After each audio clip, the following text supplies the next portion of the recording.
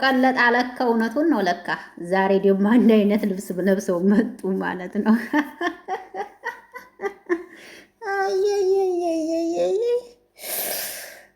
ውድ ነው በጣም እንደው ሩታ ይሄንን እያየሽ ምን ይበቃሽ ይሆን? የኔ እናት ጥናቱን ይስጥሽ፣ ጥናቱን ይስጥሽ። አብርሽማ ይችን ልጅ ሊያገባ እየወሰነ ይመስለኛል ሳስበው፣ አሁን ማለት ነው ያስተያየቱ። እንደው አንድ ቀን እንደው ለሩታ እኮ እንደዚህ ፏ እንትን ብለህ እንደው እውነት እንደዚህ አይነት ፈገግታ ሳታሳያት መቅረት በጣም ያሳዝናል። አንድ ቀን የምሬ ነው ከሄርሜላ ጋር እንደሚያሳልፈው ለሩታ አንድ ቀን ፈገግታ ሰጥቷት አያውቅም። ይቅርታ አድርጉልኝ ይሄንን ስል ግን እውነት ነው የምናገረው። አንድ ቀን እንደዚህ ፈገግታ ሰጥቷት አያውቅም። ከቶም አንድ አይነት ለብሶ ምናምን አገባቸው አብረው ሊቆሙ አርጎት እንኳን አያውቅም። የእውነት ለመናገር ከሄርሜላ ጋር ሲሆን ግን በቃ ሁለ ነገሩ ነው የሚስቀው። እውነት ለመናገር እና አይዶን ነው ብቻ የአብርሽ ነገር እኔ ግራ እያጋባኝ ነው። እናንተን ነው ወይስ እኔንም ነው? እውነት ለመናገር ማለት ነው። ሰላም እንዴት ናችሁ? ደህና ናችሁ ወይ? አቢ ነኝ። ለዚህ ቤት አዲስ ከሆናችሁ ቤተሰብ ሁኑ። አብራችሁ ይላላችሁ። አመሰግናለሁ። ሰላምና ጤና ፍቅር ከእናንተ ጋር ይሁን እያልኩ በአዲስ ቪዲዮ መጥቻለሁ። የቪዲዮ ከተመቻችሁ ላይክ፣ ሼር፣ ኮሜንት አስተያየት እንድትሰጡ በአክብሮት በትህትና ጋብዣችኋለሁ። ቤቴ ቤታችሁ ነው።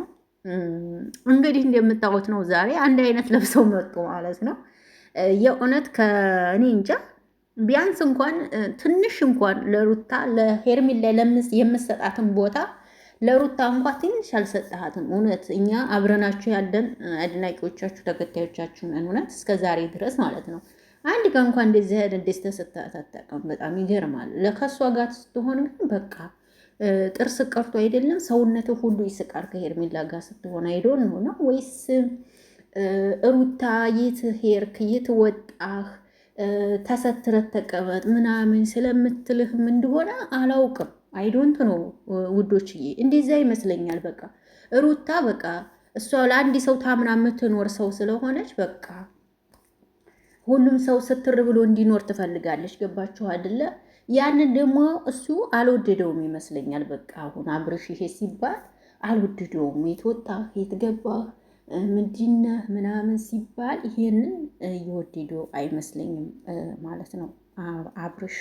አሁን ስረዳው የአብርሽ ጸባይ እንደዚህ ነው። እውነት ለመናገር በቃ የት ነህ የት ወጣህ የት ሄድክ ሲባል በቃ እየወደደው አይደለም ይመስለኛል። በቃ እንዴት ተረዳውት ከሆነ ማለት ነውና ከሄርሜላ ጋር ሲሆን በጣም ሲስ ሃፒ በጣም ደስተኛ ነው ከሚባል በላይ በጣም ውስጡ ይደሰታል ከሄርሜላ ጋር ሲሆን ማለት ነው። ግን ይገርመኛል እውነት ለመናገር ማለት በቃ ይሄ ባሌ ነው ብላችሁ ወይም ደግሞ ፍቅረኛዬ ነው ብላችሁ አምናችሁ ልባችሁን ስትሰጡት ወንድ ልጅ ሸርተት ይላል።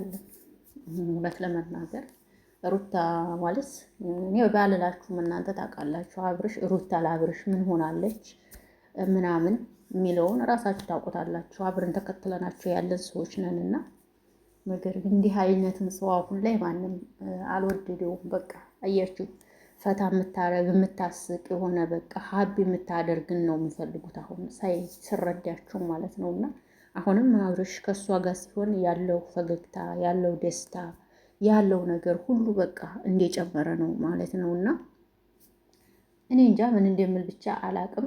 ሩታ ያንን ስታይ ምን ትላለች ማለት እኔ ምን ልበላችሁ?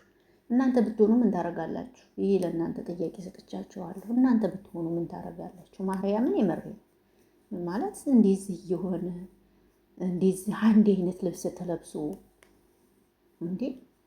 አንድ አይነት ልብስ እኮ መልበስ ያለብህ እኮ አብረሽ ከባልተቤት ጋር ብቻ እኮ ነው እንዴ! ይህንን እንኳን ለሰው እንኳን ይህንን እንኳን ማወቅ አለብህ እኮ እውነት ታላወቅ አንድ ሰው ከፍቅረኛው ጋር እንጂ ከሌላ ጋር የተመሳሰለ ልብስ መልበስ ተገቢ ነው ብዬ አላስብም። ይሄ ትነት ምክሬ ነው። ብቻ አንተ እያዝናናችሁ እያሳቀችህ ስለሆነ ይሄ ደግሞ ለአንተ ደስታ ሆኗል ማለት ነው። ደስታ ስለሆነ ደግሞ እኛ አያገባንም። እኛ ተናገርን ምናልን እኛን የሚሰማን ሰው ስለሌለ ምንም ማድረግ አንችልም። ገባችሁ? ስለዚህ ምንም ማድረግ ስለማንችል ዝምታን ብቻ መርጠን ብናርፍ ጥሩ ነው። እንዴኔ እናንተ ደግሞ እስኪ ይህን ቪዲዮ አይታችሁ ሰምታችሁ ሀሳብ አስተያየት ስጡበት። የኔ ሀሳብ ይህንን ይመስላል። ውድ የተከበራችሁ ተከታዮች ሀሳቤ ከተመቻችሁ ላይ ሼር አድርጉ። ተወዳችኋለሁ፣ አከብራችኋለሁ።